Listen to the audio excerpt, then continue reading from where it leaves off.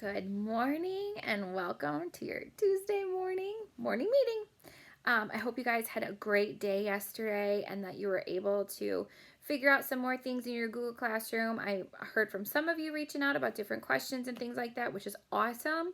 Remember, if you do get stuck on anything, please let me know so I'm here to help you, okay?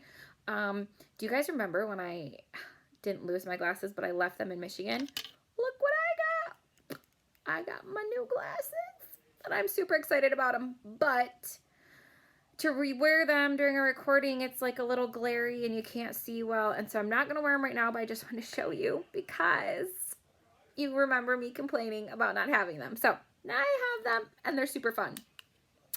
All right, so today we are going to read chapter 5 from Junie B. Jones and her dumb bunny situation.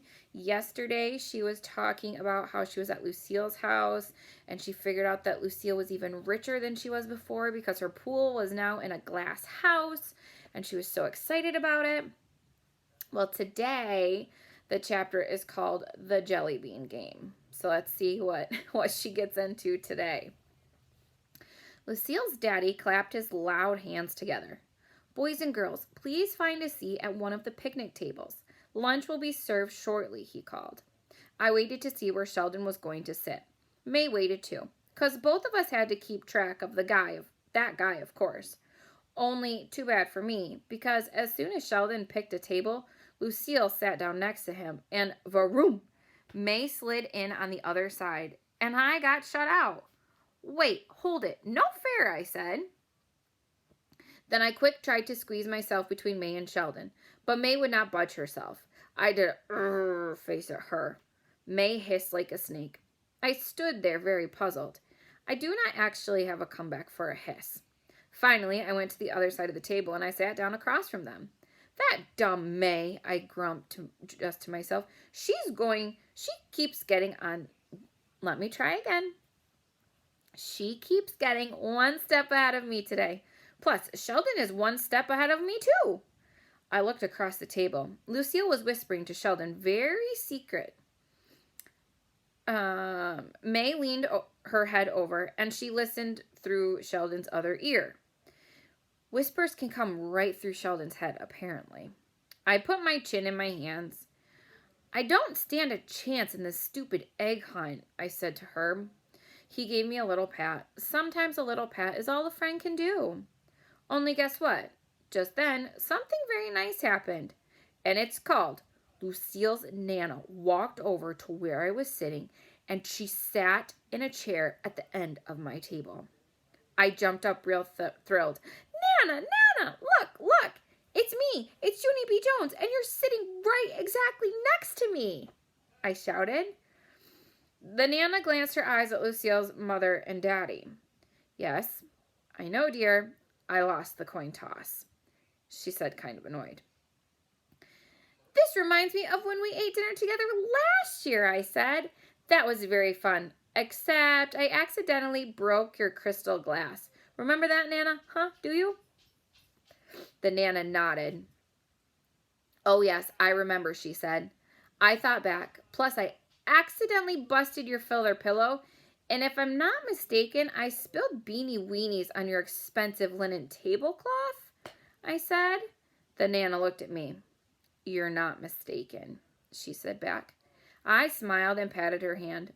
"Good times," I said real soft. Well, at least now we know what Junie B did, right? May heard me talking. "Well, Lucille and I are going to have a good time too, right, Lucille? When I come to swim in your pool, that will really be good times," she said. Sheldon looked at her and grinned. "Don't count your chickens before they've hatched, May," he said. The Nana did a little chuckle. "I think you mean hatched, dear. It's don't count your chickens before they're hatched, not hashed," she said. Sheldon raised his eyebrows. "Really? Are you sure? 'Cause at our house, my Aunt Bunny brings chicken hash for dinner every Sunday," he said. "Chicken hash is her specialty." He smiled real proud. "Aunt Bunny was a chef in prison," he said. The Nana's face went funny. She lowered her head to the table and she rested her cheek on her napkin. I leaned my face down next to her. Speaking of bunnies, Lucille said, the Easter bunny would be here today. Only I haven't actually seen him yet. And so where is he anyway, Nana? I asked. Lucille did a huff at me. Nosy Junie B. Jones, why do you have to ask that question, she said. My Nana does not want to talk about that. Do you, Nana? You made a teensy little mistake about the bunny, and we don't want anyone to know about how you almost ruined the party. The Nana did a groan. Lucille kept on talking. My Nana was in charge of hiring the Easter bunny, only instead of hiring the real Easter bunny, she hired a cheap fake Easter bunny. Right, Nana? The Nana did not reply. Lucille went on. The fake bunny came to our house to get his pay yesterday, only his fur was real matty, the top of his ears was chewed off, but he told my Nana that he freshened up nicely. And so Nana gave him cash money in advance. And then he hopped out of the door and he never came back. The Nana raised her head. Thank you, Lucille, she said. Thank you for sharing that with everyone. Yikes. You're welcome, Nana, said Lucille, very pleasant. You're welcome. The Nana rolled her eyes. Lucille does not understand sarcastic, I believe. Just then, Lucille's dad stood up at his picnic table, and he said it was time to get this show on the road. He held up a silver bell and rang it in the air. Ding-a-ling-a-ling, ting-a-ling-a-ling. Then boom! Waiters started bringing food from all over the place, and it was the most deliciousest food I ever saw. There were barbecued hamburgers and tasty hot dogs and crispy chicken fingers and crunchy salad and yummy potato chips and Swedish pickles. Plus, there was even delicious devilish eggs. Whoa, what a spread, I said. I stuffed the devilish egg in my mouth. Also, I stuffed in a pickle and some chips and a giant chicken finger. I didn't stop stuffing for a real long time.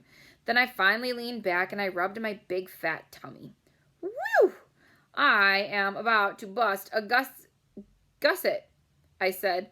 Are you, Nana? Huh? Are you about to bust a gusset too? The Nana frowned her eyebrows. Ladies don't bust gussets, Junie B, she said.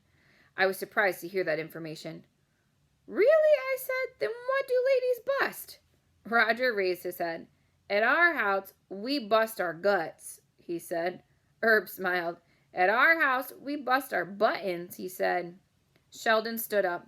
At our house, we just unzip our pants, he said. After that, everyone at our table laughed and laughed, except for not the Nana. Finally, all of us got finished eating, and the waiters took our plates away. Then, wow! Lucille's daddy brought out the most beautiful box I ever saw. It was wrapped in shiny yellow paper with twirly curly ribbon. He held it way in the air so all of us could see. Whoa! Whose birthday is it? I shouted, real excited. Lucille jumped and giggled. That's not a birthday present, Junie B. It's a game prize, she said. Before we hunt for eggs, we're going to play a very fun game, and whoever wins that prize will get the thrill of a lifetime. Right, Daddy? The daddy smiled. Well, we certainly hope the winner will be thrilled, he said. It's a pretty good surprise, we think. Just then, he pulled down the box, and he pulled a big jar of jelly beans out of the paper bag. This game is called the Jelly Bean Game, he said. Can everyone see all the jelly beans in the jar? We've got lots of colors, don't we? We've got reds and yellows and blues and blacks and greens and orange and whites.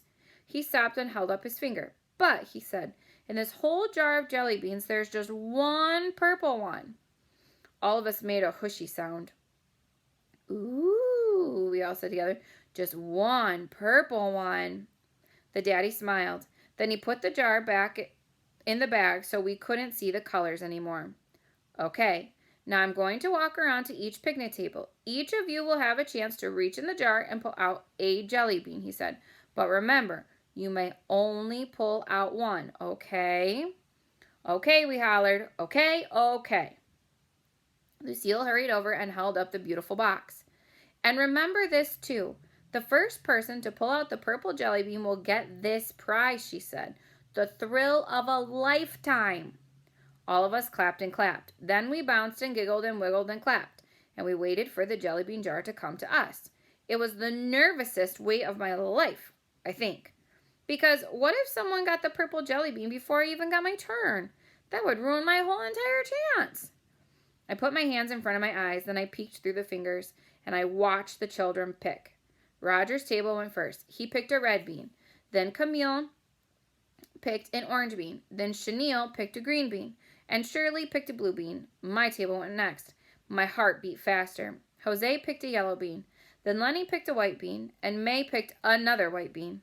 And Sheldon picked a black bean. And then at last, it was time for me. My heart was pounding like crazy. I bent over and I did some deep breathing. The daddy held out the bag to me. I breathed some more. Okay, Junie B, he said, anytime now. I stood up and did a gulp. Then very slow, I reached my hand inside the bag and I felt all around for purple. I wrinkled my eyebrows real curious. What does purple feel like, I wonder? I said to myself. The daddy said, please hurry up. I wished my fingers through the jar some more. Then all of a sudden, I felt it, I tell you. I felt purple.